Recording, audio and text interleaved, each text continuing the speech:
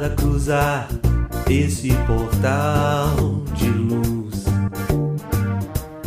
Não é preciso nada especial, só a sincera sede de aprender tudo que a vida tem pra ensinar. Uma viagem só de ida à terra prometida. Olá, amigos, sejam bem-vindos a mais um Pode Saber. Hoje nós vamos voltar a comentar sobre o plano espiritual. Sendo assim, convido a todos a ouvirem o episódio 8º, que nós já comentamos um pouco do plano espiritual com o Valdemar. Hoje nós temos um convidado especial, Paulo Neto, para discutir também esse mesmo assunto que não esgota. Quem fala com vocês é Marco Gândara e sejam todos muito bem-vindos. Oi pessoal, aqui é o Luiz Sérgio Marota. Olá pessoal, aqui é Lívia Dias. Olá gente, é Geraldinho Lemos. Olá pessoal, aqui é Solange Guentes. Olá pessoal, aqui é Paulo Neto. Muito bem pessoal, vamos então para a nossa leitura de e-mails e recados. Eu tenho uma justiça disso aqui, mas eu não sei se vai ser possível. Leitura de e-mails.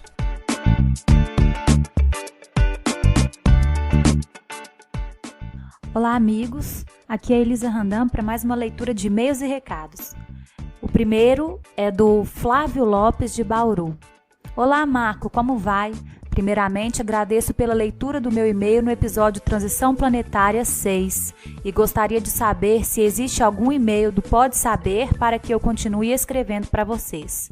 Aproveitando este contato, em um dos episódios, não me lembro qual, o Dauro citou o Dr. Michio Kaku, que inclusive li no ano passado um livro de sua autoria chamado A Física do Futuro, do qual destaco duas citações que ele, como cientista de ponta, vem fortalecer o momento que vivemos de transição, só que do ponto de vista estritamente científico. Achei muito interessante e acredito que já seja do conhecimento de vocês, mas seria muito legal se o Dauro pudesse tecer alguns comentários sobre os trechos abaixo em algum outro episódio. Ô Flávio, nós vamos passar esses trechos para o Dauro e futuramente ele responde para você. E sobre a questão do nosso contato, você pode mandar um e-mail para contato@portalsaber.org. Esse é o e-mail que todos vocês podem utilizar para entrar em contato conosco do Portal Saber. E também através dos comentários no Facebook e nos próprios posts. Nós recebemos também o e-mail da Aldamir Maria de Carvalho sobre o Recordando Chico Xavier 15 Cartas Vivas de Chico Xavier. Ela diz o seguinte: meninos e meninas, ontem fui dormir em estado de graça. Que coisa mais linda, me faltam palavras. Nada do que eu escrevo vai dizer fidedignamente o que sinto. As participações da geração futura do saber, Júlia e Lucas, deu um toque todo especial ao podcast. Alguns momentos me levaram às lágrimas. A face do Cristo só tem um nome: alegria. Alegre, como é o Chico, e como eu acredito que também tenha sido alegre quando encarnado como Kardec. O cassino de Chico, a descrição que ele fez, meu Deus. Fiquei imaginando a psicosfera do lugar quando Chico meditava contemplando a natureza. As almas que amamos não podem ser criaturas do dia que passa. Devem estar chegando de longe. Quando nos estimamos e compreendemos, estamos a experimentar o reencontro sob o luar do tempo sem fim. Isso é o que de mais belo eu ouvi sobre os reencontros. Chico, o poeta de Deus. Parabéns, parabéns. Deus os abençoe e proteja. Abraços. Realmente, Alda, essas cartas que o Chico enviava eram belíssimas e revelavam um verdadeiro poeta. É uma maravilha escutar o Geraldinho trazer esses relatos, esses contos. Muito obrigada pelo seu e-mail e nós concordamos com você. São imagens emocionantes. Recebemos também um e-mail do Fábio Damasceno. Nós não vamos ler ele na íntegra, que ele é maior, mas selecionamos uns trechinhos. Mas abrindo o coração sobre esse pode saber, porque a palavra é imagem pueril, fico a imaginar quanta dor sentiu este homem, mas também quanta aventura. Difícil saber, mas arriscaria dizer que por fim ele foi realmente feliz, o quanto se pode ser por aqui. Fico a pensar no comentário do Geraldinho sobre não conseguir ficar mais do que tantos dias juntos. Tamanha era a moral que não era externada propositadamente pelo seu possuidor, mas sentida pelos convivos, talvez direto na alma. Fico a pensar quanto caminho a caminhar, quantas pedras a remover, quanta renúncia a fazer, quanto perdão antes de alcançar a indulgência. Enfim, quanto amor ainda a conhecer e desenvolver. Cada episódio é uma riqueza a mais. Quanta luz neste ambiente. Nossa, Fábio, acho que o Chico te inspirou mesmo. Você também está um poeta. Muito legal o seu contato. Muito obrigada. E nós aproveitamos também para agradecer pela presença de todos os amigos do Portal Saber no nosso passeio anual a Pedro Leopoldo. Agradecemos em especial também ao pessoal de Pedro Leopoldo que nos recebeu com tanto carinho, o seu Elcio, o Eugênio, o pessoal do Luiz Gonzaga, enfim, a todos que nós não vamos conseguir lembrar o nome. E também a todos os ouvintes que foram e participaram e foi muito legal. Muito obrigada, até o ano que vem. Agora vamos para o nosso episódio.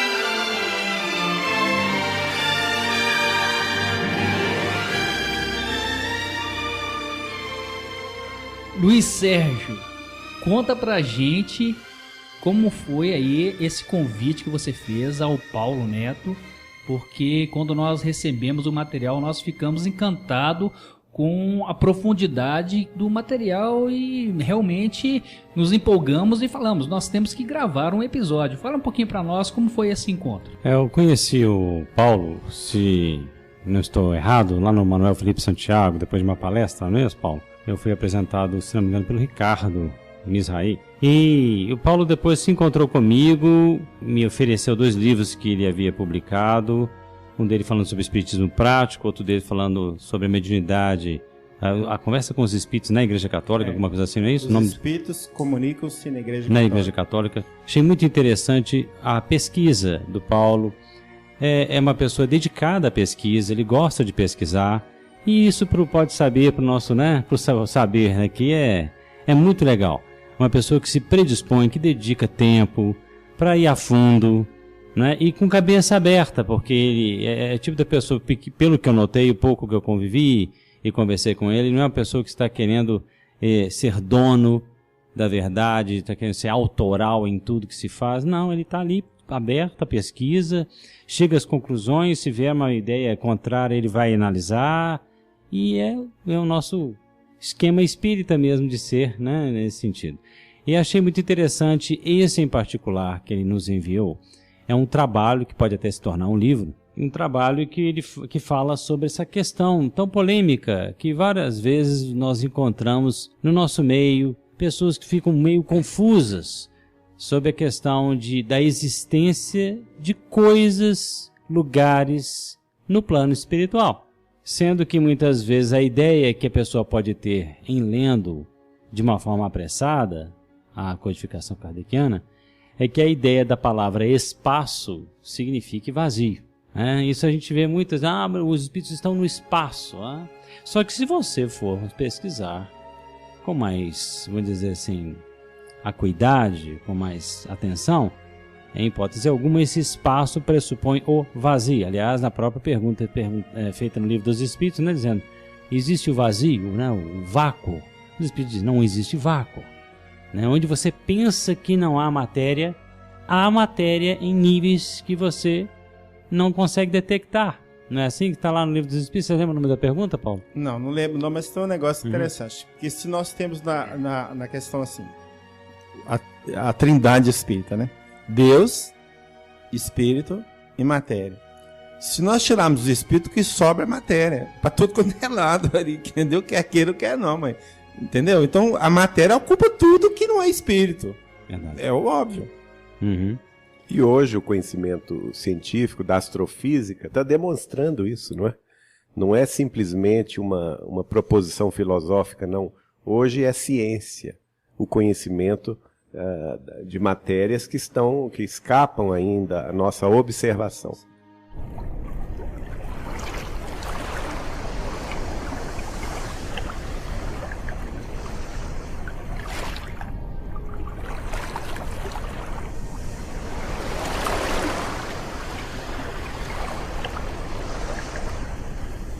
Mas, Paulo, conte para nós uma questão.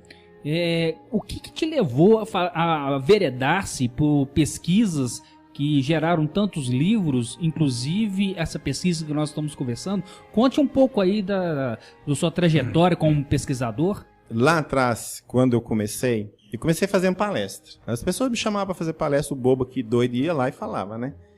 E aí resolvi escrever minhas palestras. E aí eu embalei, né? Quanto mais as pessoas me davam retorno positivo, mais eu me embreava nos estudos e fui aprofundando.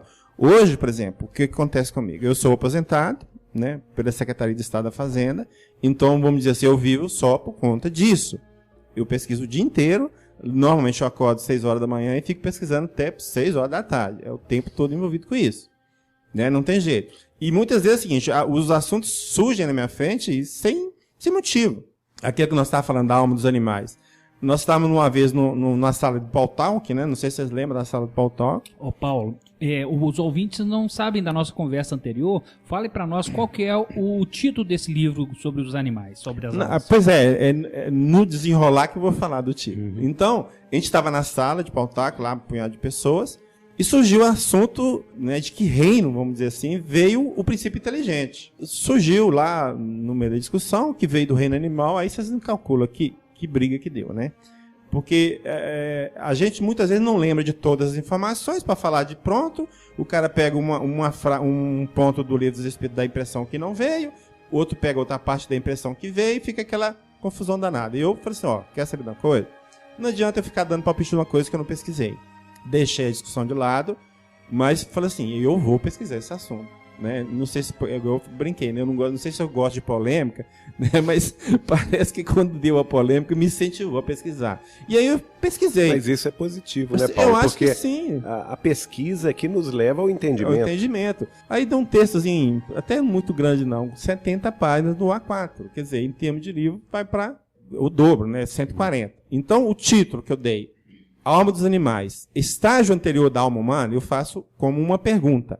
Obviamente que dentro do material eu vou dar a resposta que sim. Então, em Kardec, o que é que nós temos nesse assunto? Em relação aos animais, não tem dúvida nenhuma. Nós viemos de lá. Nós, assim, o princípio inteligente que hoje nos anima veio de lá. Em relação, por exemplo, aos vegetais, existe uma porta aberta, vamos dizer assim. Por quê? Porque, num certo ponto, Kardec fala que as plantas têm instinto. E num outro ponto ele define instinto como uma inteligência rudimentar. Ora, se tem uma inteligência rudimentar, o princípio inteligente está ali. Agora, no reino mineral, não encontrei nada muito antes, pelo contrário. Né? E muita gente que vê no meio espírita isso. Então, esse tipo de pesquisa é que eu gosto de fazer, e correndo atrás. Esse das colônias foi mais ou menos a mesma coisa. Eu fui convidado lá pelo Grupo Sheila para fazer um estudo sobre a vida no mundo espiritual. E um dos itens era exatamente as colônias. E aí, quando eu comecei a pesquisar sobre as colônias, principalmente na internet, para ver o que a gente achava, o que o pessoal estava falando, é que eu descobri que tem pessoas do movimento espírita que não aceitam as colônias de jeito nenhum. Uhum. E aí eu fiquei, por que não? Por que não aceita? Aí eu fui pesquisar. O primeiro texto que foi produzido foi um texto de 10 páginas. Inclusive, foi publicado na revista Espiritismo e Ciência. Um texto pequeno. Aí eu pus no Facebook lá, e o pessoal caiu em cima, caiu de pau. O pessoal que nem leu o texto, condenando, sei o que tem, o Paulo é doido, sei o que tem. Aí, polêmica, implicância, aí eu aprofundei mais. O texto de 10 páginas foi para 50 páginas, tá certo? Então, hoje eu tenho um estudo de 50 páginas sobre as colônias espirituais e a codificação. Se você perguntar assim, tem base na codificação para falar das colônias? Eu te digo sinceramente, tem sim. E que nós vamos discutir no desenrolar desse isso trabalho. aqui uma coisa que é importante a gente ressaltar, que os princípios fundamentais, morais, básicos do Espiritismo são a crença em Deus, na vida da alma após a morte, conservando a sua individualidade, na lei de causa e efeito, no livre-arbítrio, o uso dele e as consequências disso, e a lei de amor. E nós estamos aqui em função desses princípios primeiramente. Então, todo assunto polêmico não pressupõe, em hipótese nenhuma, uma briga, viu, gente? Qualquer um que estiver nos escutando, porque, como diz Allan Kardec, os pontos, os dogmas, vamos dizer assim, doutrinários, são secundários, perto desses outros que são fundamentais. Haja vista o que o Espírito da Verdade falou: amai-vos e instruí-vos. Se nós trocarmos a ordem, comecemos a instruir para depois nos amar, a coisa vai virar briga antes da gente começar a se amar, né? Então é só para lembrar desse aspecto, porque aí a gente tem a liberdade de conversar sobre tudo. E uma das coisas que eu acho que a gente pode começar rolando a bola para o Paulo é porque quando ele fez esse trabalho aqui para tentar fazer esse escrutínio da situação, da existência, provável ou não, de planos espirituais com cidades, né, lugares, pessoas vestidas, indo aqui para lá, ele acabou nos mostrando uma coisa bem clara de Allan Kardec, que ele muito distante estava do perfil de uma pessoa dogmática.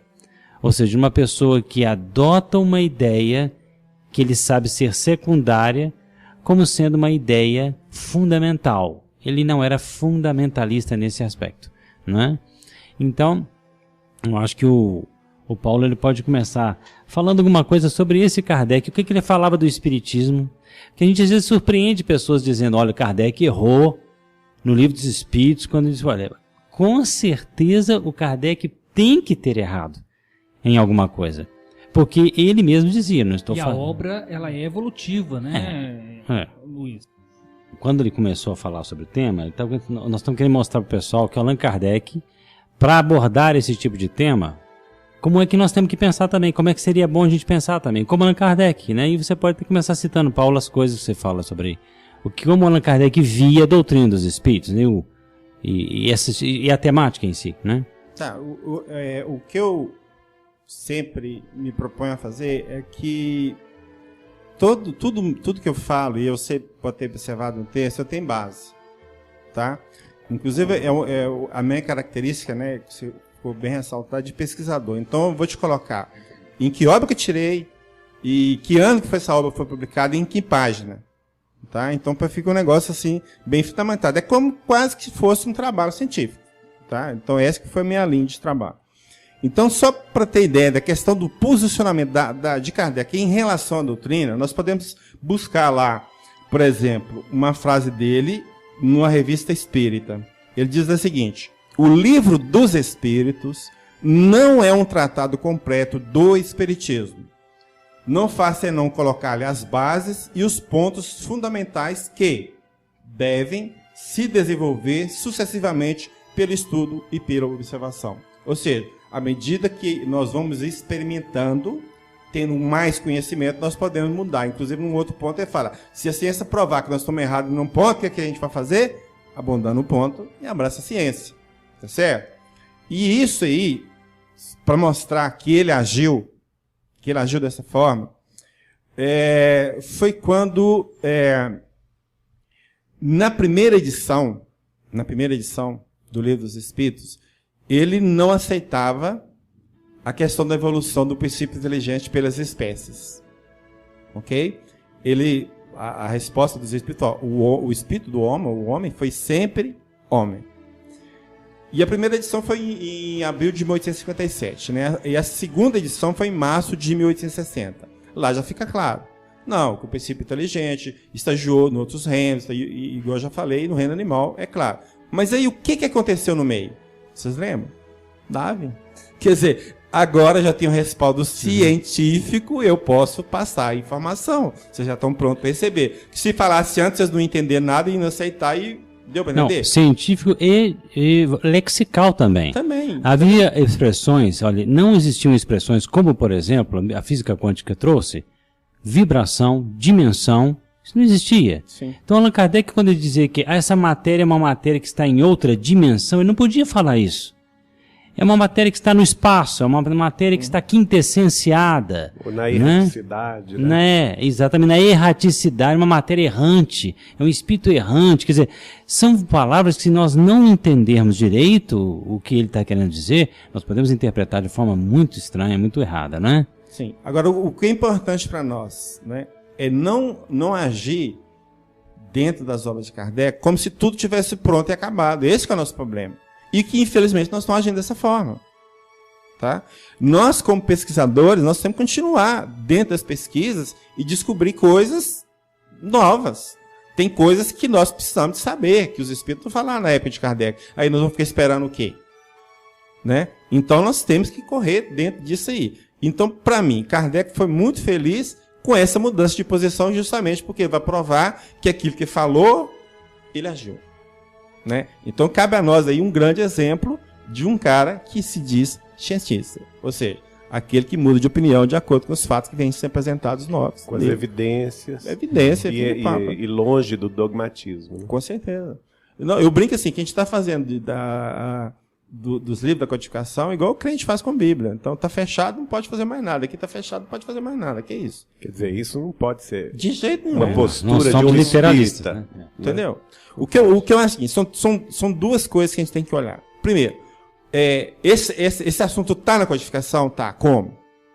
Segundo, esse assunto não está na codificação? Ponto. Então aí nós temos que ter o cuidado de aceitar a coisa nova, mas com critério. Aí vem o controle universal de ensinamento dos espíritos. Não é aceitar porque A ou B falou, porque senão nós podemos até, como se diz aí no popular. E outra coisa que você falou, este assunto evoluiu durante a codificação? Pois é, tem isso também. É o caso, né? Ué. Veja bem, não sei se vocês já tomaram conhecimento, mas na primeira edição do Livro dos Espíritos, Kardec fala que o espírito ligava ao corpo no momento do nascimento. Concepção. No nascimento. E na segunda edição, o que fala? Na concepção. Ele mudou totalmente de Aqui vai um esclarecimento, viu, gente? Mas então o médium que recebia essas mensagens, então era doido? Quer dizer, o espírito... Não é isso, gente. É que muitas vezes, inclusive, Allan Kardec pegava de vários médiums e às vezes de vários centros, círculos mediúnicos em vários lugares. E ele tinha a responsabilidade, como codificador, de fazer, né, colocar aquilo ali numa codificação de crivo filosófico rigoroso. Então, muitas vezes ele tinha que pegar... Eu lembro uma vez, eu não sei, não posso localizar, que ele dizia que espíritos de boa ordem tinham uns dito que o plano espiritual era único e outros que era concêntrico. Ele disse que para concordar com a ciência da época, ele preferiu ficar com um único. Mas hoje, perfeitamente, com as ideias das dimensões, com as ideias da teoria das cordas, aquela coisa toda, ele perfeitamente poderia aceitar a ideia dos planos concêntricos sem problema nenhum, não é mesmo? O grande problema que eu volto a dizer é a gente não pode ter a mente fechada para o novo. E de repente eu uso até uma frase aí que no interior a gente usa assim: é você pegar a água da bacia, né, e jogar a água da bacia fora com a criança dentro. Tá certo? Não é por aí. Porque aí você perde tudo. Então tem coisa importante que tem que analisar. Né? E muitas vezes essa análise, hoje como nós não temos um órgão para analisar, somos nós mesmos que vamos analisar, um discutindo com o outro, trocando ideia, para a gente chegar num consenso, né? Sem posição, né? Porque para quem empurra para quê? Né? A discussão da ideia é que nós vamos chegar a um bom acordo em cima dela. Beleza. Agora, eu só queria trazer isso, porque é o óbvio, mas a gente às vezes se esquece do óbvio.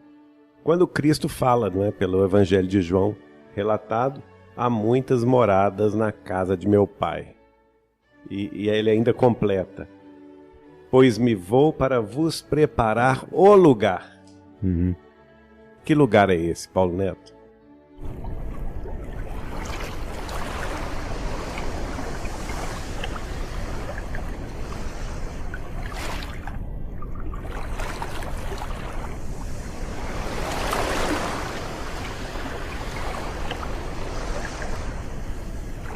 Eu achei interessante, eu estava no evento lá em Divinópolis, eu fui na sexta e voltei no sábado. E encontrei com um companheiro nosso lá chamado Luiz Gustavo, não sei se vocês conhecem, e ele me fez uma colocação que eu achei muito interessante. Ele falou assim: Paulo, você já percebeu que Kardec não fala lá na codificação em plano espiritual e fala em mundo espiritual? Eu falei, mesmo? E depois, é claro, eu cheguei em casa, a primeira coisa que eu fui olhar foi isso, né? Tá certo? E realmente, Kardec não fala em plano espiritual, ele fala em mundo espiritual.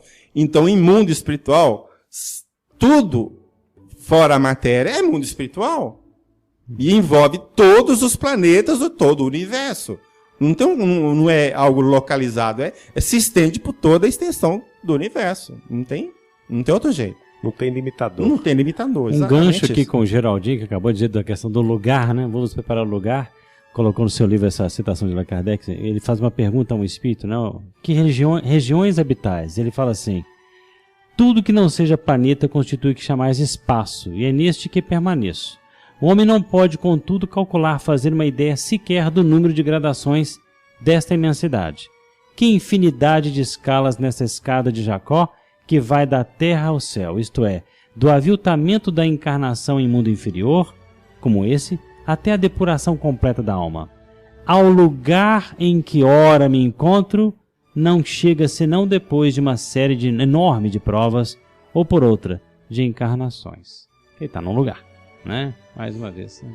Deixa eu agora fazer uma menção a um precursor do espiritismo, Emanuel Swedenborg. E ele ele era um médium, saía do corpo, visitava o mundo espiritual e voltava, relatava, escrevia sobre isso na Suécia, um século antes de Allan Kardec. No livro dele, A Verdadeira Religião Cristã, num dos trechos ele vai dizer o seguinte: o universo se compõe de diversas esferas com vários graus de luminosidade e felicidade, e essas esferas nos servirão de morada depois da morte do corpo na Terra, de conformidade com as nossas condições espirituais que aqui tenhamos conseguido almejar. Nesse trabalho, nós tivemos a preocupação de já fazer um resumo para identificar, vamos dizer, as fontes do nosso trabalho, né, de pesquisa, nós dizemos. Então, nós dividimos em 3 itens que nós baseamos no nosso trabalho. Estudiosos. Aí nós citamos 10. Leon Denis, Ernest Bozon, James Arthur Findlay, Sir Aubrey Lodge, Arthur Conan Doyle, como pesquisador, né? J. Herculano Pires, Caibar Schutel, Raimundo Amodi, Bill e Julie Gergen e Richard Simonetti, que também é um estudioso pesquisador disso. Médios: Ivone A. Pereira, o reverendo Jorge Vale Warren, Emanuel Swedenborg, exatamente o que você falou aí, Andrei Jacques Davis, Eigorina Cunha, James Van Prague e um grupo de médios, Grupo Irmã Sheila de São Paulo. Espíritos que falam de colônias. João Lúcio, através do Wagner da Paixão. André Luiz, obviamente, através de Chico Xavier. Essa de Queiroz, de Wanda Canucci. Adamastor, através de Gilson Freire. Zilo, através de Nelson Moraes. Joana de Ângeles, presta atenção, Joana de Ângeles, através do Divaldo Franco. Luiz Felipe, através do médio Zé Araújo, lá de Blumenau. E Monsenhor Robert Hugo Benson, de Antônio Borgia, e Lester Cotman e Lilian Walbrock. Então, esses são os espíritos que falam das colônias. A minha base da pesquisa não se concentrou em uma coisa só. Eu tentei abrir o leque justamente para evitar o questionamento. Se você só pegou o Chico, entendeu? Aí fica faltando alguma coisa. E quando você amplia o leque, né, então você aumenta a sua possibilidade de confirmar aquele pensamento que você já estava tendo, né? Então, somando tudo isso aqui, esses nomes, tudo, essas situações todas, são 26 fontes. Tá? Agora, o mais importante disso é que temos fontes antes do livro Nosso Lar. Se não me falha a memória, o livro Nosso Lar foi publicado no ano de 1944. 43? 43 ele foi psicografado. Porque eu peguei o prefácio. O prefácio, exatamente. Ele foi publicado em 44. Então, é isso mesmo. Por exemplo, nós temos o livro aqui do Oliver Lodge. Raimundo, uma prova da existência da alma. Não sei se vocês conhecem. Então, lá, claramente está a questão das colônias. E esse é um nome importantíssimo. E das construções, né? No mundo inglês, o pessoal fala em espírito. Oliver Lodge é um dos primeiros nomes que vem à cabeça dele. E o segundo que a gente pode citar é o livro História do Espiritismo do Arthur Conan Doyle, que além da pesquisa pessoal dele, ele cita o Emanuel Swedenborg e André Jacques Davis. Ele foi o grande ajudante do Vale Owen, né? Um médium que, se não me engano, era um pastor, um reverendo, né? Um reverendo. Não, e ele se tornou médium e recebeu livros muito parecidos com o Nosso Lar mais tarde, de Chico Xavier. Claro, não com a riqueza e com a profundidade moral, mas com relatos muito parecidos com o de Nosso Lar. É a vida além do véu, não é? E isso, para quem não lembra, quem não sabe, o Arthur Conan Doyle foi o mesmo autor de Sherlock Holmes, né? Na sequência, então, nós temos um outro livro chamado Limiar do Etéreo, ou, o título é esse mesmo, ou, né? Sobrevivência à Morte Cientificamente Explicada, de James Arthur Findlay. E ele foi o presidente aqui da Fish News, que é uma revista britânica. Ele era um líder espírita, pesquisador, então nos livros dele a gente conta. De que época, hein? Ele viveu, aliás, o livro dele foi publicado em 1931, tá? Ele viveu do período de 1883 a 1964. Certo. Então a data da publicação do livro dele, de 1931, é anterior ao Nosso Lar. Sim. Né? O outro também que é fantástico, também, que é do movimento espírita, a maioria das pessoas não sabe, o livro chama-se A Vida em Outro Mundo, publicado no ano de 1932, de Caibar Schutter. Esse aí tá, assim, claríssimo, não tem que discutir, sabe? Fala inclusive de alimentação, de instalações, de construções, entendeu? Então, tá a base... Agora, você citou aí o espírito de André Luiz através do Chico, mas temos que lembrar do espírito da mãe do Chico, que escreveu antes de André Luiz. Pois é, mas veja bem, o meu foco, eu tentei buscar de um médium só um livro. Certo. Tá, por exemplo, sim, mas aqui nós vamos comentar isso. Tá, tudo bem. Por exemplo, quando eu peguei Divaldo, eu só peguei Divaldo pela Joana de Ângeles. Sim. Porque se eu pegasse Divaldo por outros... não, é o Divaldo que está passando, então você coloca em xeque o seu trabalho de pesquisa. Então, eu só usei de um médium, um autor espiritual. Para não ficar... Mas o que eu quero dizer é o seguinte. O Chico, na realidade, recebe pela primeira vez instruções sobre a vida no mundo espiritual a partir do começo da mediunidade dele, ou seja, 1927, quando ele começa a receber as mensagens da mãe dele. Que depois, posteriormente, elas foram publicadas em 1935. Mas a verdade é que o Chico começou a recebê-las desde 1927, 27, 28, 29, 30, 31, e eram mensagens esparsas, em que ela ia contando a chegada dela no mundo espiritual e o contato dela com o mundo espiritual.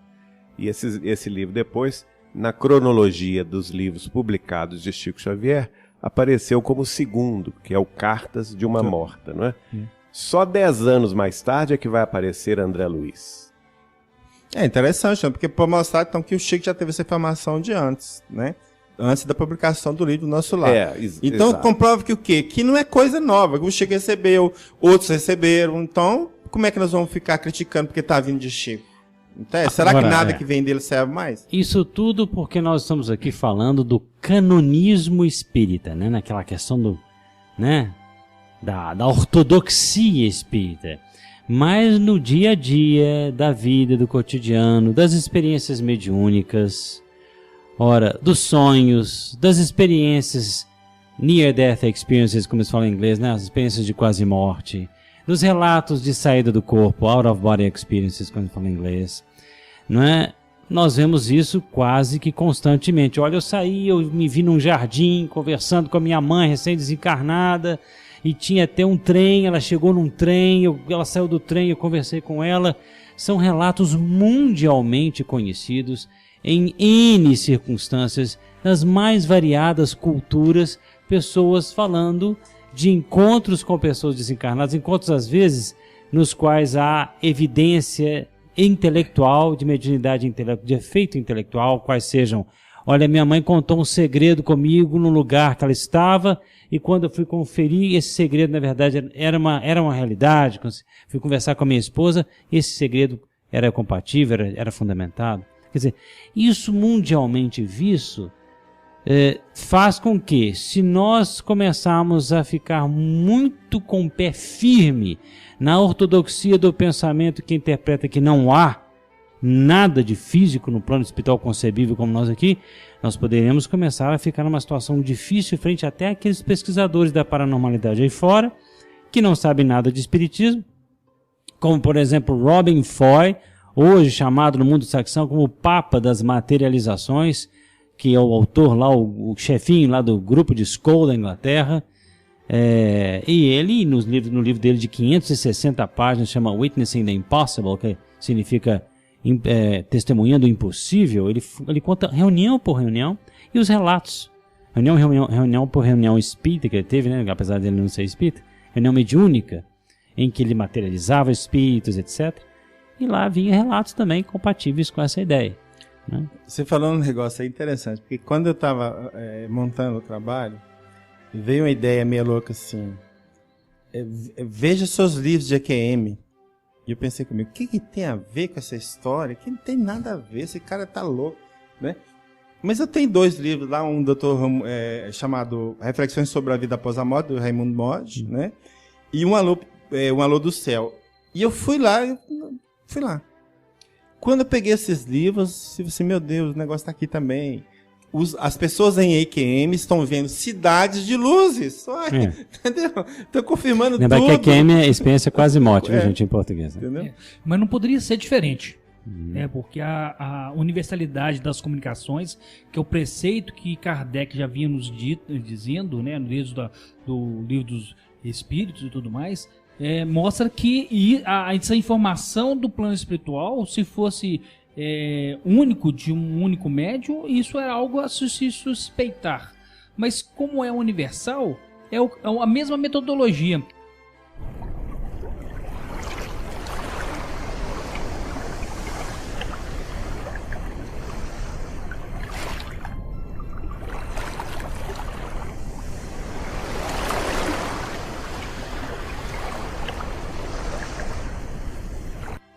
Agora, Paulo, eu queria, assim, já que a gente está falando, para a gente pegar assim, uma linha de pensamento, para que a gente não fique com ideias fragmentadas, eu acho que seria interessante talvez a gente pegar um pouquinho lá da codificação, que você levantou sobre Kardec, para a gente poder evoluir até mesmo, depois até as obras de Chico.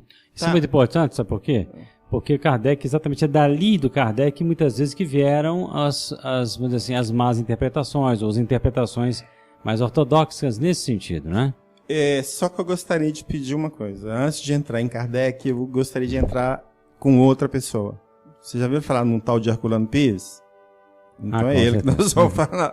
Porque, segundo Emmanuel, foi o melhor método de Kardec, nós vamos ver que Herculano é muito, muito claro. Então, no livro O Espírito e o Tempo, tem um trechozinho que fala o seguinte, pois o plano espiritual também possui densidade física e a própria física, né, aqui é a matéria, né, foi obrigado a reconhecer essa realidade dos nossos dias, né? E mais lá na frente ele vai falar, vai fechar assim. Aí já está falando do controle, né, da universal, e ele fala assim, este confronto para os espíritos atende a um dos requisitos do método doutrinário.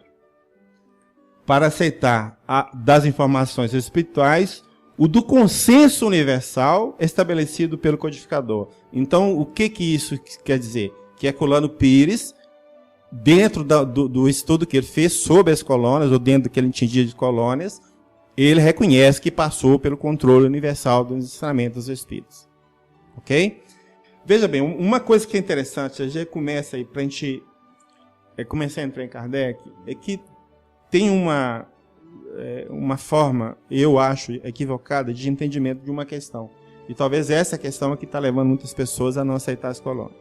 É a questão 87 do Livro dos Espíritos. Então ela diz o seguinte: ocupam os espíritos uma região determinada e circunscrita no espaço?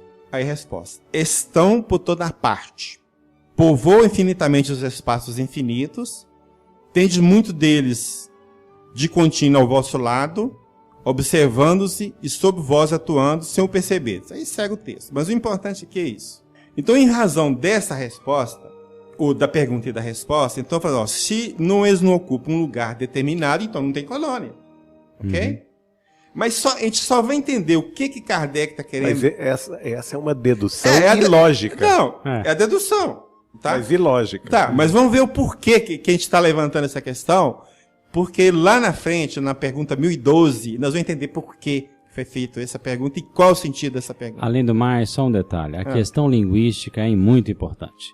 Olha o que os espíritos, a ginástica que os espíritos têm que fazer para falar sobre o tal do espaço. Ele chega a dizer espaço no plural. Espaços, exatamente. Os espaços, como assim? Ele está dizendo os devidos planos correspondentes ao espaço X, ao espaço Y, ao espaço Z, que são determináveis, que são estanques. E se são estanques, são distintos, né? São circunscritos, são distintos. Então, mas eles não poderiam dizer dimensões. Eles não poderiam dizer diversas dimensões de quintessência material diversificada. Não poderiam. Então, tinha que usar. Isso, obviamente, dificulta. Eles falavam isso o tempo todo no Livro dos Espíritos. Olha, nós não temos uma linguagem, vocês não têm uma linguagem apropriada para nós dizermos de coisas tão voláteis, tão, fora, tão inefáveis, de uma forma tão ainda pueril, que é a linguagem de vocês, né? Tá, então nós vamos entender qual o objetivo de Kardec na pergunta 87, quando a gente for ler a pergunta 1012. O que tem lá? Haverá no universo lugares circunscritos para as penas e gozos dos espíritos segundo seus merecimentos? Então a pergunta 87 estava falando assim, tem céu e inferno localizado? Deu para entender? Então os espíritos já começam a falar assim, já respondemos essa pergunta. Que pergunta? A 87, que ele trata da questão. As penas e os gozos são inerentes ao grau de perfeição dos espíritos. Cada um tira de si mesmo o princípio de sua felicidade ou de sua desgraça. Quando eles estão por toda parte, nenhum lugar circunscrito ou fechado existe especificamente destinado a uma ou outra coisa. O que é uma ou outra coisa? O céu e o inferno. Então, nesse sentido, não tem. Não tem lugar circunscrito. Né? É o espaço ou os espaços infinitos. Né? Estão em toda parte. Em toda parte. Em todos os mundos. Então, você vê, eles pegam dessa questão e falam, então, se não tem lugar circunscrito, então não tem colônias, não tem construções. Olha pra você ver, não tem nada a ver. Né? A tal da não localidade hoje dá uma ajuda nesse sentido aí, né? E lá na frente ele vem e repete, a localização absoluta das regiões de penas e das recompensas só na imaginação do homem existe. Certo? Então tá. Mas aí os lugares absolutos. Absolutos. Então veja. Os absolutos são aqueles que inamovíveis. Inamovíveis. Então veja bem, o que nós temos, a gente está até conversando mais cedo aqui um pouquinho, como classificação clássica dos mundos. Nós temos o quê? Mundos primitivos, mundos de provas e expiações, mundos de regeneração, mundos ditosos felizes e o último, mundos celestes ou divinos. O último? Está faltando um aqui. Que a maioria de nós não percebe, eu custei a perceber esse tão tal de mundos. Você já viu falar, e está lá, e nós vamos mostrar onde que está, um tal de mundos transitórios ou mundos intermediários. E que mundos são esses? São planetas estéreis, que servem como uma espécie de acampamento para os espíritos errantes, né? Ora, se um planeta... E a outra característica dele, não existe seres encarnados. Ok? Então, é um planeta que só existe seres desencarnados. Ou um mundo, melhor dizendo, um mundo onde existe só seres desencarnados. Se isso não for colônia, o que é colônia, então? Fica claro? Então, base em Kardec, nós temos tranquilamente. Quer ver? Na pergunta 234, é só para a gente localizar essas questões que eu acho importante, Luiz, porque a gente fica falando assim, o cara fala, mas será que tem isso? Tem sim. Então vamos lá, a pergunta 234. Há de fato, como já foi dito, mundos que servem de estações ou pontos de repouso aos espíritos errantes? Sim. Há mundos particularmente destinados aos seres errantes. mundos que eles podem servir de habitação temporária. Olha, habitação temporária.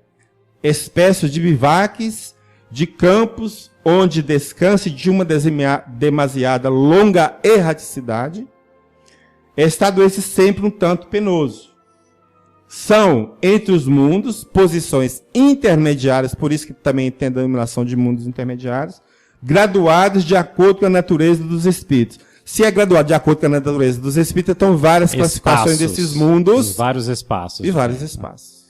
Né? E outra coisa, ele citou a palavra campos. Mas se existem campos, podem existir moradias em cima desses campos. Sim. Não, quando você fala o termo mundo, você já tem ideia que mundo é construção. Você conhece outra definição de mundo a não ter construção? E não tem jeito. Então, é por isso que eu achei interessante o que o Luiz Gustavo falou, que Kardec não falou plano espiritual, mas mundos espirituais. Eu achei interessante por isso. Quando você fala mundo, você já imagina o quê? Qual era a sua referência? Ele ia falar alguma coisa, o Espírito seria falar para nós alguma coisa que nós pudéssemos imaginar o que é. Tem uma analogia. Tem uma analogia, senão não tem sentido. Mundo você não sabe o que é, não existe. Então isso não é mundo, né? Pra gente entender, tinha que usar um outro palavreado. Não mundos. Outro trecho que está me ocorrendo aqui, a lembrança, quando na Revista Espírita, é que Allan Kardec, utilizando-se dos desenhos mediúnicos do espírito de Bernard Palissy, vai mostrar, inclusive ele publica na Revista Espírita, as construções de Júpiter, né? Prováveis construções, supostas construções de Júpiter. Comenta sobre elas.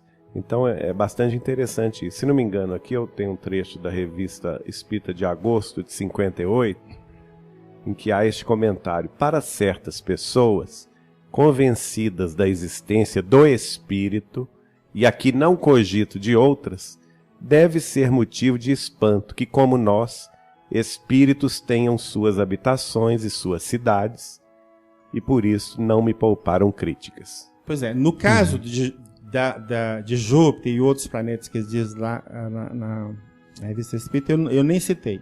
Por quê?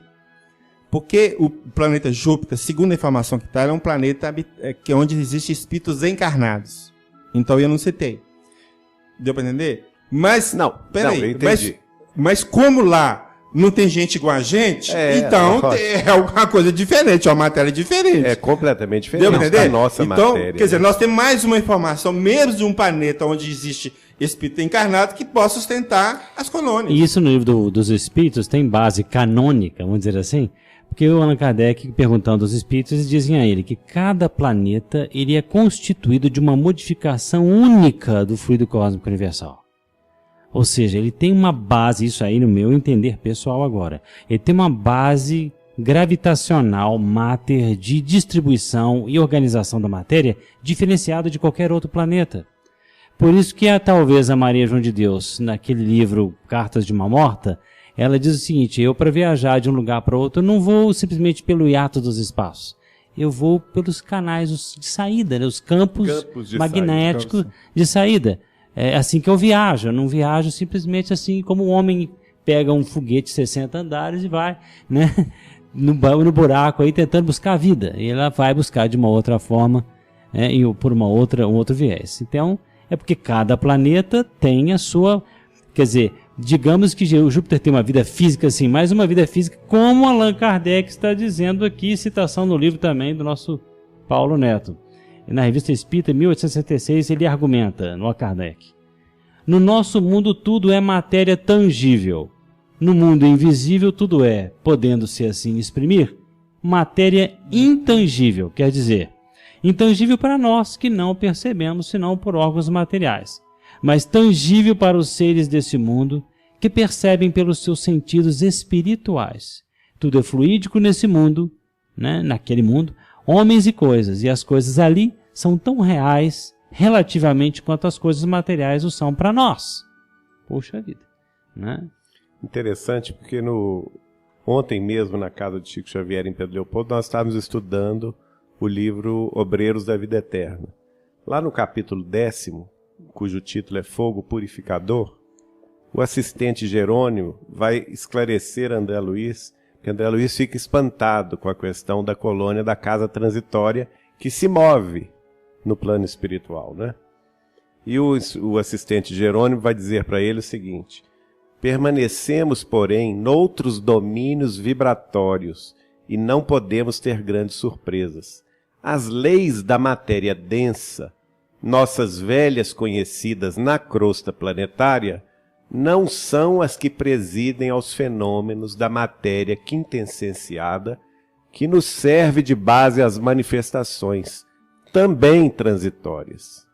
O homem encarnado somente agora começa a perceber certos problemas inerentes à energia atômica no plano grosseiro em que situa temporariamente a personalidade. Maravilhoso. Veja bem, uma fala do Espírito São Luís, a Revista Espírita do ano de 1862. Os mundos intermediários são povoados de espíritos esperando a prova da reencarnação, ou aí se preparando de novo, segundo o seu grau de adiantamento. Os espíritos, nesses viveiros da vida eterna, estão agrupados e divididos em grandes tribos, uns adiante, outros em atraso no progresso. E cada um escolhe entre os grupos humanos aqueles que correspondem simpaticamente às suas faculdades adquiridas, os quais progride e não podem retrogradar. Então aqui nós temos o quê? Uma comunicação do Espírito São Luís confirmando a questão dos mundos intermediários. E ela está onde? Está na Revista Espírita do ano de 1862. Num gancho do que o Geraldinho também acabou de dizer, o Allan Kardec na Gênesis, capítulo 14, desculpem as citações, viu, gente, mas isso aí é porque é um trabalho, de certa forma, para elucidação. Não adianta a gente ficar falando o que a gente acha aqui. Tem que falar o que está escrito, que nem a obra kardeciana. Na Gênesis, capítulo 14, sobre o título Os Fluidos, a matéria do mundo espiritual é denominada de fluidos espirituais, dizer. Não é rigorosamente exata a qualificação de fluidos espirituais. Chamar matéria espiritual de fluido espiritual, e mesmo Allan Kardec confessa que não é uma terminologia adequada. Pois que, em definitivo, eles são sempre matéria, mais ou menos quintessenciada.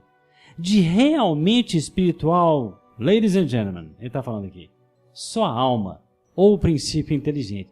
É só o espírito lá mesmo na sua essência que é espiritual. E isso para nós é quase uma coisa até indefinível, o que é o espírito. Né? Porque ele não é matéria em si. O resto, tudo é matéria, está dizendo aqui. Né? Então, dá-se-lhes essa denominação de fluidos espirituais por comparação apenas, e sobretudo pela afinidade que eles guardam com os espíritos. Pode dizer-se que são a matéria do mundo espiritual, razão por que são chamados fluidos espirituais. Olha que nome mais inadequado de que tiveram que se utilizar na codificação para falar de matéria quintessenciada no mundo espiritual. Hoje, matéria quadridimensional ou matéria de outra dimensão. Fluidos espirituais. Não é adequado. E ele mesmo confessa que é uma terminologia ruim, difícil, vai gerar confusão nas gerações futuras, como está gerando no nosso canonismo atual. Não é? Porque se você imaginar, utilizando ao pé da letra, que o mundo espiritual é constituído de fluidos espirituais e não de matéria em si quintessenciada, você vai para outra região do espaço canônico espírita. Você vai imaginar outras coisas que não uma casa, né? Um piano, um jardim. Mas é importante saber que tudo é matéria. Matéria. Como a gente estava conversando aqui no início. Nós temos 3 coisas no universo: Deus, o espírito e a matéria. Se não é Deus nem é espírito, o que é? Que sobra é matéria, não tem outro jeito. Seja em que estado for, tá certo? Quintessenciado ou não, faz a mesma diferença. Eu estava lembrando que o Paulo falou sobre São Luís ali, é muito compatível com o nosso lar. O André Luiz ele pergunta para a dona Laura o que eles fazem lá no plano espiritual. Ela fala, alguns se preparam para reencarnar e outros para alçar os planos mais elevados.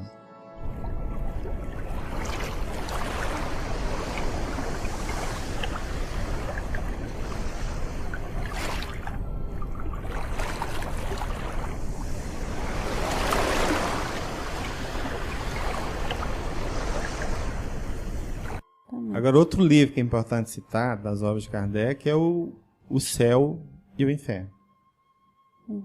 Que é esse aí, poucas pessoas leem também. infelizmente. E tem muitos detalhes, né, sobre a vida espiritual. Lá, praticamente está tudo lá, tá? Que você pode confirmar.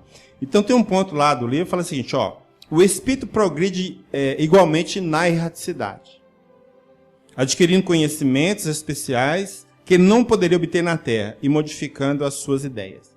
Veja bem, para você adquirir conhecimento, você tem que ter alguém que te passe conhecimento, porque o que você tem é o que você tem. Você está aqui adquirindo novos, não é mesmo? Você tem que ter alguém que te passe. Nós vamos ficar reunindo na praça? Ou nós vamos reunir nos lugares? Ou nas universidades, ou nas casas, ou nas bibliotecas? Deu para entender? Então, aí, para mim, já abre um espaço para ter alguma coisa mais concreta. Habitações mesmo, né? Lá, mais na frente, a vida espiritual, em todos os seus graus, ao contrário, uma constante atividade, mas atividade isenta de fadiga. Então, veja bem, a vida no mundo espiritual é todo mundo trabalhando, não é mesmo? Trabalhando onde? Fazendo o quê? Entendeu? Essa concepção de não ter... perguntar o seguinte, será que só existe médico e enfermeiro no mundo espiritual? Entendeu? Porque as comunicações mais frequentes é isso, né? É doutor Bezerra, doutor André Luiz, né? Ou enfermeira Sheila. Mas espera aí, só existem essas duas profissões? Não, e se não tivesse matéria, eles fariam o quê? Entendeu? Seria uma concepção ou de anjos e demônios, a mesma concepção de céu e inferno. Ou você desencarna santo e vai viver uma vida totalmente espiritualizada, que a gente não consegue nem conceber, ou você está lá no plano espiritual totalmente inferior, vivendo inferno. Quer dizer, a mesma concepção católica de céu e inferno. Exato. Quer dizer, e a misericórdia de Deus... No ponto, e a misericórdia de Deus do intermediário, né? Se nós que somos maus damos boas coisas aos nossos filhos, que dirá o nosso Pai que está nos céus. Quer dizer, se Jesus fala isso não é à toa, porque nós não somos santos ainda, quer dizer, a gente só pode ficar reencarnado ou no inferno. Porque a gente não pode ser santo ainda. Né? Nós vamos fazer o que no plano espiritual? Nós temos que desencarnar, reencarnar igual os animais, porque nós não podemos fazer nada lá? É bom a Lívia lembrar disso, porque nós não estamos aqui nos fugindo da ideia de que haja realmente lugares onde seja inconcebível a quintessência da matéria para nós. Exatamente. Isso é bem claro nos livros da codificação, que há lugares que não dá nem para a gente conceber, porque de fato, agora... Esses que o Chico recebeu, que os médiuns recebem, são naturalmente lugares que são compatíveis com a ideia humana de espírito, né? De como o espírito vive. Porque, como um ser humano, como é que a gente concebe viver? A gente não pode chegar lá de repente e virar um nada, né? O Chico não estava nos livros dele, nem o Veil Owen, nem o Oliver Lodge, nem o Swedenborg, nem nenhum desses grandes médiuns aí, inclusive americanos. Eles não estavam descrevendo lugares onde os santos vivem. Olha, o apóstolo Paulo está aqui com Jesus nesse lugar, né? Jesus aqui encontrou com Moisés ali. Não, ele está dizendo aqui espíritos relativamente errantes, da erraticidade, né? Agora, só um lembrete assim que eu acabei de dizer para vocês, né? Ler para vocês aqui, que o Allan Kardec está dizendo que a terminologia fluidos espirituais não é boa para descrever a matéria do plano espiritual. E olha o que o Leon Denis, ainda nas citações que o Paulo colocou no livro dele, diz o seguinte: o espírito, pelo poder da sua vontade, opera sobre os fluidos do espaço. O que é fluido do espaço que a gente acabou de escutar aqui? Matéria. Então, não interpretemos como água, viu, gente? Fluido espacial, ou então fumaça, não. Vamos interpretar, como diz o Allan Kardec, olha, esse negócio de fluido do espaço, o fluido espiritual não é bom não, mas vamos lá. Ele está dizendo, o espírito pode, pelo poder da sua vontade, opera sobre os fluidos do espaço, ou seja, a matéria, combina-os e os dispõe a seu gosto. Dá-lhes as cores e as formas que convém a seu fim. É por meio desses fluidos que se executam obras, ou seja, é por meio dessas matérias que se executam obras que desafiam toda comparação e toda análise. Construções aéreas de cores brilhantes, desembórios resplandecentes, circos imensos onde se reúnem em conselho os delegados do universo, templos de vastas proporções, onde se elevam acordes de uma harmonia divina, quadros variados luminosos, reproduções de vidas humanas, vidas de fé e de sacrifício, apostolados dolorosos, dramas do infinito. Puxa vida, né?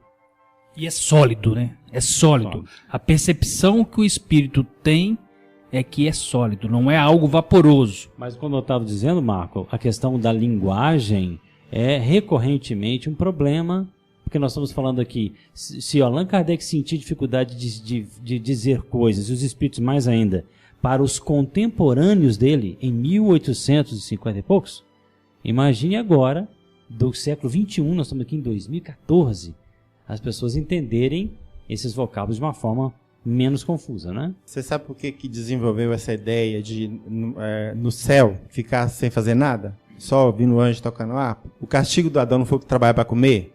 Então lá tem que ficar fazendo nada. Tá certo? É contrapartida. Sabe, pode ser isso. É contrapartida.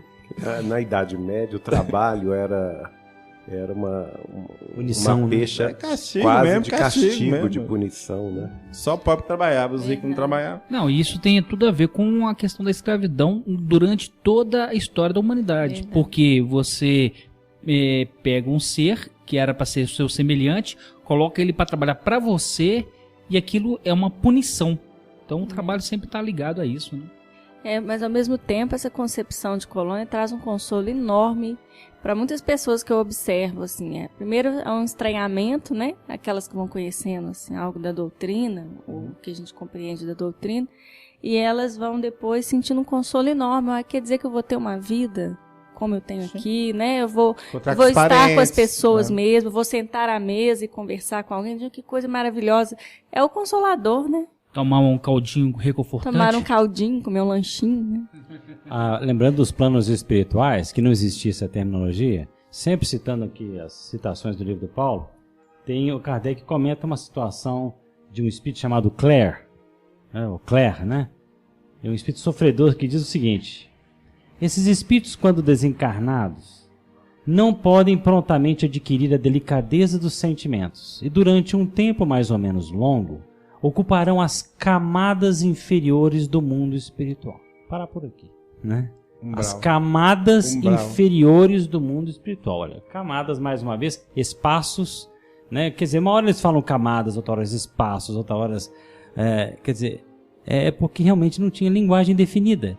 Hoje você pode dizer campos vibracionais, dimensões diversificadas. Os livros de André Luiz, quando eu comecei a ler o livro de André Luiz, e alguém me perguntou assim: Luiz Sérgio, o que é grau vibracional que o André Luiz fica falando? Fulano não está no grau vibracional. Aí eu comecei a descobrir que eu era um grande ignorante de coisas que o André Luiz falava, que eu mesmo, olha, intuitivamente eu entendi o que era grau vibracional. Eu falei, vai explicar isso para alguém. O espírito não via o outro porque estava num grau vibracional pior. Foi quando eu descobri que os livros do Chico Xavier só estavam dizendo aquelas coisas sobre aquelas terminologias porque a ciência humana já tinha, lá desde o início do século, com a física quântica, definido situações como a matéria é vibração, desacelerada ou acelerada. Aí eu comecei a entender que os livros do Chico Xavier falavam de verdades muito, realmente incríveis sobre a vida extraplanetária e extraterrena, só que já com terminologias avançadas que nós, se formos pesquisar a nossa ciência, teremos acesso a entendê-las. Isso, Luiz. É muito interessante a gente pensar sobre o espectro, né? Vamos falar o espectro da luz, que nada mais que são como ondas. Você tem, aqui mesmo, no plano totalmente material que nós vivemos, nós temos o vermelho que a gente enxerga, abaixo do vermelho nós não enxergamos, que é o infravermelho, e o azul nós enxergamos, acima do azul também nós não enxergamos. Ultravioleta. O espírito Clare, né, que você tá falando aí, não sei se você pronuncia assim, mas só continuando ali pra você ver que negócio interessante também, que a gente acha aí. Ele foi evocado novamente, daí ele foi e começou a dizer assim, eis-me aqui. Também eu posso responder à pergunta relativa às trevas, pois vaguei e sofri por muito tempo nesses limbos onde tudo é soluço e miséria. Opa, não fecha com o Brown, não? É os limbos, né? Limbos, e no trevas... Um espírito que cometeu suicídio, ele fala o seguinte, vedes o vosso amante, com o qual vós suicidastes, que tinha suicidado por causa de amor, né? A resposta do espírito, nada vejo. Nem mesmo os espíritos que comigo erram neste mundo. Que noite, que véu espesso circunda a fronte. Acreditais na perenidade dessa situação? Perguntaram para ele. Sempre. Ouço às vezes risos infernais, Vozes horrendas que brandam sempre assim. Quer dizer, tá brandando, parece que você vai ficar aqui eternamente. O André Luiz, suicida, lembra? Uhum. Então não está fechando com a questão do umbral? Com certeza. Então o umbral também está aqui, como faixa próxima à Terra, né? E mais um outro espírito chamado Felicien, que também suicidaram, ele disse, ó, orai principalmente para que me veja livre desses horridos companheiros que estão aqui junto de mim, obsediando-me com gritos, sorrisos e infernais motejos. Eles me chamam de covarde, e com razão, porque a covardia é covardia renunciar à vida. Quer dizer, tudo lá que o André Luiz passou está aqui. Mas as colônias, Luiz, não vão achar, não é só aí não, meu. Não é só aí não. Kardec, de certa forma, eu acho que fala dela. Quer ver? Ainda no livro Céu e Inferno. Então ele diz lá, espírito há mergulhados em densa treva. Outros se encontram em absoluto isolamento no espaço, atormentados pela ignorância da própria posição, como da sorte que os aguarda. Os mais culpados padecem torturas muito mais pungentes por não lhes entrever um termo, por exemplo, não ver o fim. Né? Olha para você ver se não é praticamente o que nós vimos nas obras de André Luiz e o que foi falado aqui do espírito do suicídio. Então, está aqui comprovado, isso aqui está no céu e inferno, tranquilamente a questão do umbral também. Então nós temos aqui, dentro do que a gente está percebendo, ou pelo menos que eu percebo, né? As colônias está tranquilo, tá? Tem base para as colônias e tem base para o umbral. Do jeito que está aqui, tem base para as duas coisas. Uhum. Tá? Agora, sempre a minha posição é aquela, né, Luiz? A gente passa a informação, o cara quiser aceitar bem, não quiser aceitar, a nossa não posso fazer função nada. aqui. A nossa função aqui é mostrar para as pessoas informações. É claro, você pode dizer, mas há tendenciosismo, claro, nós todos aqui somos seres humanos e todo mundo sabe que hoje não existe ninguém que fala assim, algum tipo de tendenciosismo. Né? Nós somos fruto de uma cultura, fruto de uma criação, claro. Agora tentamos ser o máximo claros e objetivos nesse sentido, máximo neutros possíveis nesse sentido. O que nós estamos mostrando aqui é que se por acaso nós interpretarmos determinada linguagem de forma X, a própria codificação vai trazendo várias situações que vão contra o canonismo, o pressuposto cânone de que o espaço é algo vazio, inefável e que não há nada senão imatéria. Quer dizer, é nesse ponto que a gente está aqui mais ou menos pegando. Porque se a gente for acreditar nisso, a própria matéria, o próprio conhecimento que está vindo através da mediunidade de efeito físico, das NDEs, das EQMs, como você diz, as experiências de quase morte, das experiências de fora do corpo, né? Na mediunidade no mundo inteiro, que eu lido hoje, converso com gente do mundo inteiro, inclusive o Robin Foy, troco e-mails com ele quase todo mês aí. Quer dizer, essas pessoas, se você falar com eles, olha, não tem nada lá, coisa assim, é um espaço, eles vão falar para mim, olha, eu sinto muito, mas dos espíritos, do mosaico de espíritos com os quais temos conversado, desde os mais humildes intelectualmente aos mais altos, não é por aí não. O David Fontana, que é um rapaz, um pesquisador da SPR, que participou do grupo de Skoll, depois foi tão impressionado com as coisas que ele viu em Skoll, que ele foi pesquisar a vida após a morte por conta própria. A SPR é uma das associações, ela é a Associação de Pesquisa Psíquica da Inglaterra, e são famosos por serem excessivamente céticos no sentido de análise da mediunidade. Ele chegou a concluir, ele escreveu um livro sobre isso. Ele falou, olha, pelo que eu entendi, a vida tem as suas gradações, é um mundo mental, mas é um mundo mental que labora com a matéria em níveis de gradação inferior a superior, lá no plano espiritual, tem lugares mais parecidos com a nossa aqui, tem lugares menos parecidos com a nossa aqui. E lembrando que esse David Fontana, que nunca leu um livro de Allan Kardec se bobear, porque o Robin Foy, eu o conheço e eu perguntei para ele, você leu alguma coisa de Allan Kardec? Eu tenho um livro dos médios lá em casa, mas eu nunca abri não, sabe? Confesso, sabe nada, mas a informação condiz. Lembrando ele, o livro dos Espíritos, na pergunta 278, que o Paulo colocou no livro dele, é o seguinte: os espíritos das diferentes ordens se acham misturados uns com os outros? O Allan Kardec pergunta. Os espíritos dizem o seguinte: sim e não. Quer dizer, eles se veem, isso é a resposta dos espíritos, mas se distinguem uns dos outros. evitam-se ou se aproximam conforme a simpatia ou antipatia que reciprocamente uns inspiram aos outros. Tal qual sucede entre vós. Agora preste atenção à frase. Constituem os espíritos um mundo do qual o vosso é pálido reflexo. Só aí já mostra a existência das construções, da organização. Porque se nós temos construções, organizações sociais aqui, cidades, não é? Elas nada mais são do que o pálido reflexo do que há no além. O mundo das ideias. Como dizia Sócrates no Fédon. Nós estamos aí falando de um grande missionário que inclusive é, segundo Allan Kardec, um precursor do espiritismo. Ele dizia no Fédon, citando uma lenda antiga, ele falou, olha, a terra verdadeira é a terra da superfície, nós estamos no fundo d'água. E lá existem grandes templos onde as pessoas se reúnem e recebem os deuses. Vê se não é nosso lar aí, recebendo os espíritos superiores materializados para dar lições, né? Outra coisa que me lembrou também foi eu não me vou recordar, mas o Guilherme de Barros já nos trouxe aqui, ele gosta da filosofia oriental, informações do mundo espiritual lá com grandes templos também, ou seja, é uma informação universal. Tem um livro do Yogananda em que se descreve uma cidade espiritual na Índia.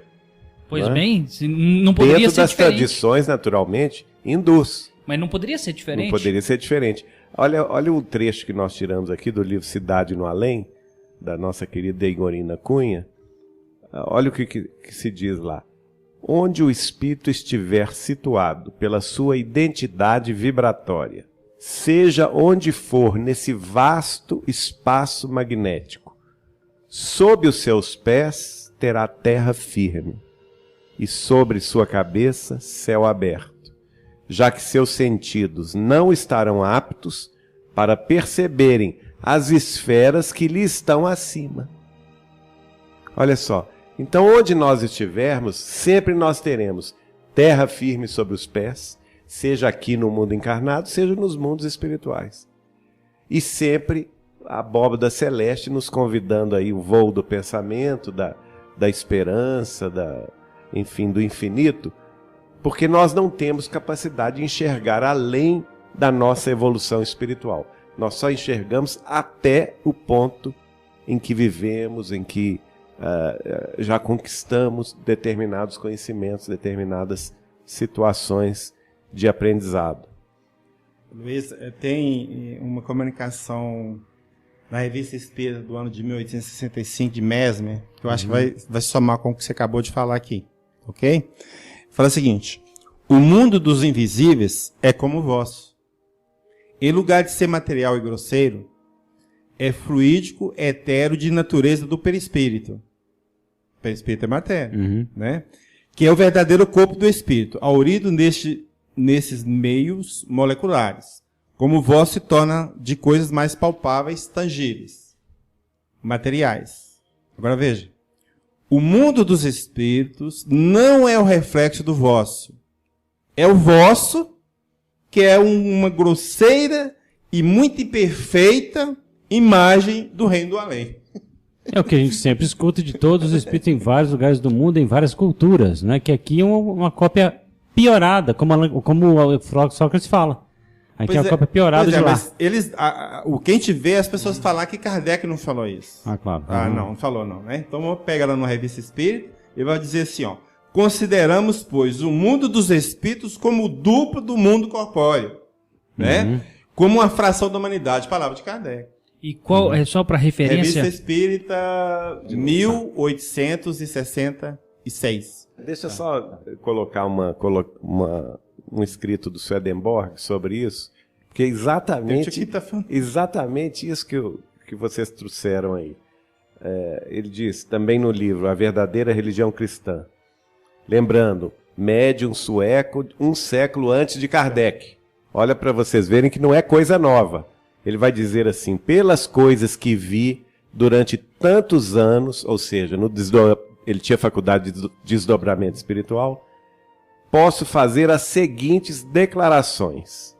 No mundo espiritual há terras como no vosso mundo natural. Há planícies e vales, montanhas e colinas, e também fontes e rios.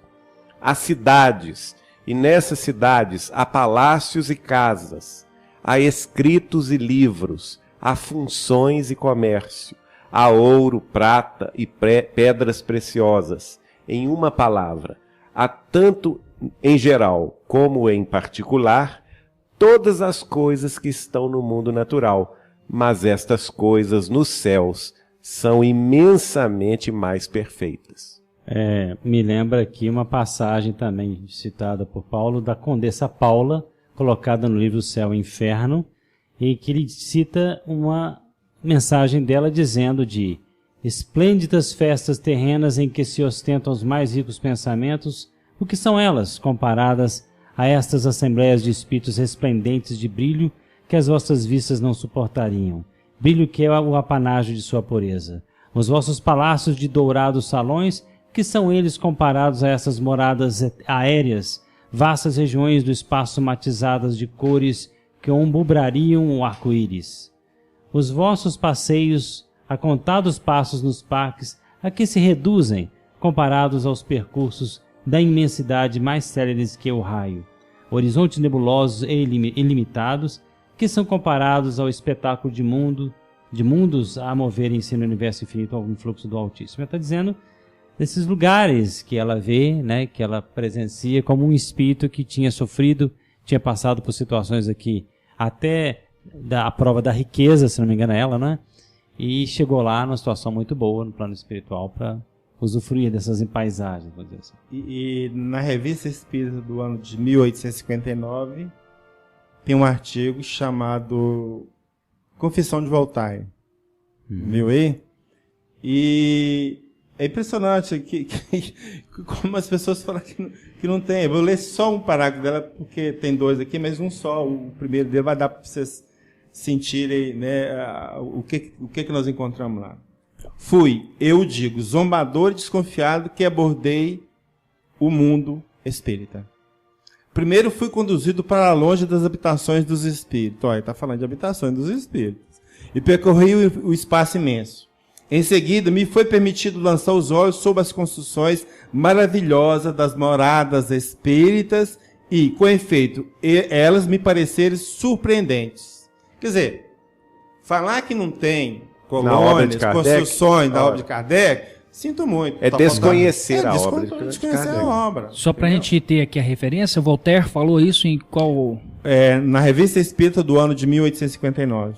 O próprio Allan Kardec, comentando o assunto no Livro dos Espíritos, ele vai dizer: a experiência nos ensina que os espíritos da mesma categoria, do mesmo caráter e animados dos mesmos sentimentos se reúnem em grupos e em famílias.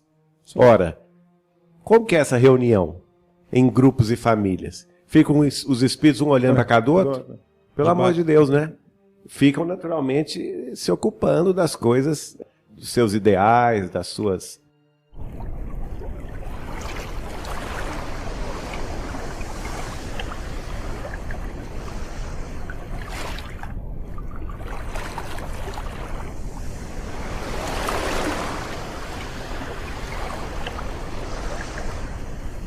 Eu não sei como que vocês dominam o programa de PDF, mas o programa de PDF tem uma facilidade para pesquisador que vocês nem calculam.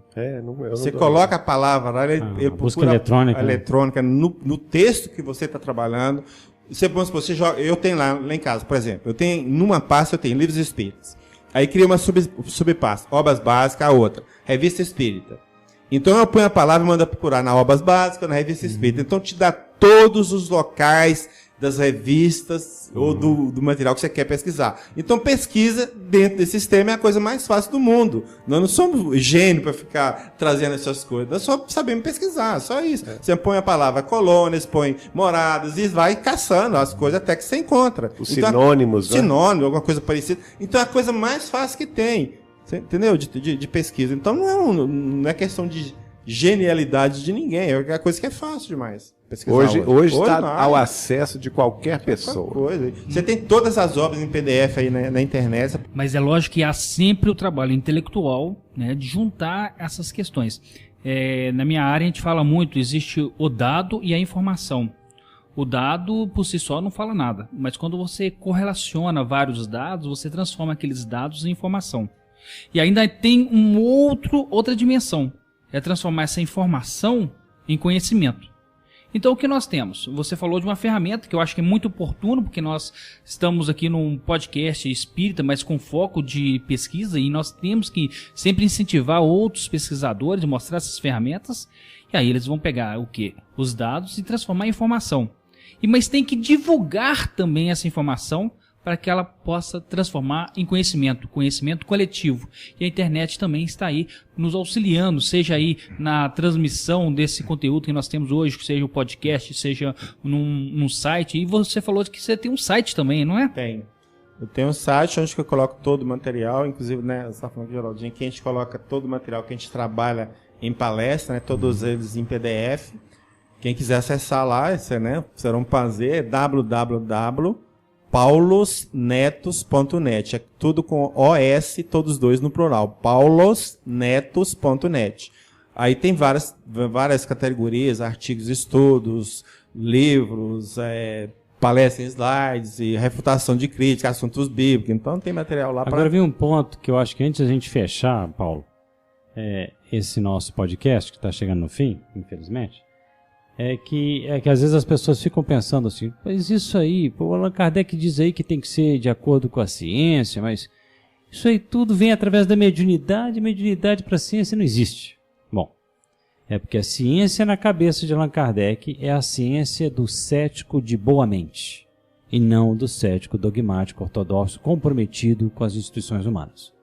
Aliás, Allan Kardec era descomprometido com esse nível em todos os níveis, científico, filosófico e religioso. Se não for essa ciência, desta evidência, porque o que nós estamos falando aqui é de uma evidência de coisas que às vezes o espírito mais vivido nessa terra, ele vai vendo tanta coisa que ele intuitivamente, instintivamente já sabe, mas se ele for esperar a ciência positivista, essa aí, que ainda estamos às vezes apegados do pressuposto materialista lá do século XIX, se formos esperar essa ciência chegar aonde a gente precisa chegar para, por exemplo, admitir Deus, nós estamos na posição, presta atenção, nós estaremos na posição da criança que chega aos 13 anos de idade e fala o seguinte: mamãe, a partir de hoje eu não quero um prato de comida. Eu primeiro, antes de comer mais uma garfada desse prato para me alimentar, eu terei que saber na íntegra e em detalhes todo o processo da digestão do corpo humano. Enquanto eu não souber, eu não como. Allan Kardec já comia, ou seja, ele acreditava em Deus, pressuposto básico para ele. Ele deu vagas ao seu ceticismo de boa mente, ou seja, ele viu que o fenômeno existia. Eu estou dizendo isso, gente, que eu fui criado numa família com uma médium, minha mãe, coisas aconteciam comigo. Você ia para a religião, não podia, aquilo ali não existia. Ia para a ciência, não existia. Falou, gente, quem é que está com a razão nisso aqui? Aí depois, quando a ciência começa a querer admitir, então admito, mas o que vem de informação ali também não admito. Admito o fenômeno, mas não concordo com a informação através dele. Quer dizer, e essa informação traz evidências, traz riqueza de entendimento da vida em todas as instâncias. Instâncias sociológicas, psicológicas, do autoconhecimento, e você vai deixando isso lá porque o positivismo ainda não admite. Então, se nós somos, eu sou espírita porque eu não quero esperar. Eu sou espírita porque eu não quero esperar essa ciência aí tão ainda institucional, tão dependente de coisas instituídas, e a gente está precisando desalimentar, né? Comer um prato de comida. Nossos espíritos estão em inanição. É por isso que o Allan Kardec ele primava pela ciência, sim, mas também pela ciência do bom cético, como está no livro que é o Espiritismo, e não do crítico, que é o cético dogmático, aquele que pôs uma coisa na cabeça, um cânone em si próprio e não admite qualquer ideia, por mais evidente que ela seja. Então, o que nós trouxemos aqui hoje foi um largo número de evidências, mas qualquer outro companheiro que quer nos trazer 500 outras evidências, né, em níveis opostos, podem tentar, né, nos esclarecer sobre isso. Mas as evidências que temos até aqui hoje, inclusive intuitivas dentro de nós, porque eu também sou pessoa que, igual dos 21 aos 23 anos de idade, eu saía muito do corpo, com plena consciência, cheguei a ler até obras muito que falavam sobre a questão da chamada saída do corpo com plena consciência, e eu fiz pesquisas no plano espiritual pessoalmente, no sentido assim de plano chamado crosta a crosta, né, pelo Valdo Vieira, que mexia com projeciologia, coisa do tipo.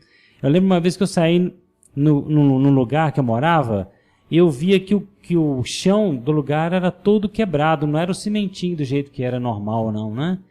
Aí eu fui conversar com a dona da casa e eu pedi que ela me descrevesse como é que era o lugar antes de eu ter morado lá antes, anos antes. E ela descreveu como eu tinha visto no plano espiritual, no plano crosta a crosta, onde eu estava em estado de desdobramento. Ela falou, não, aqui era o seguinte, o trinco do seu portão ia até lá embaixo, fechava, mas como nós rebaixamos, eu tinha visto isso tudo, eu vi o portão, né, que tinha trinco, que na vida normal, o trinco do portão não chegava até embaixo.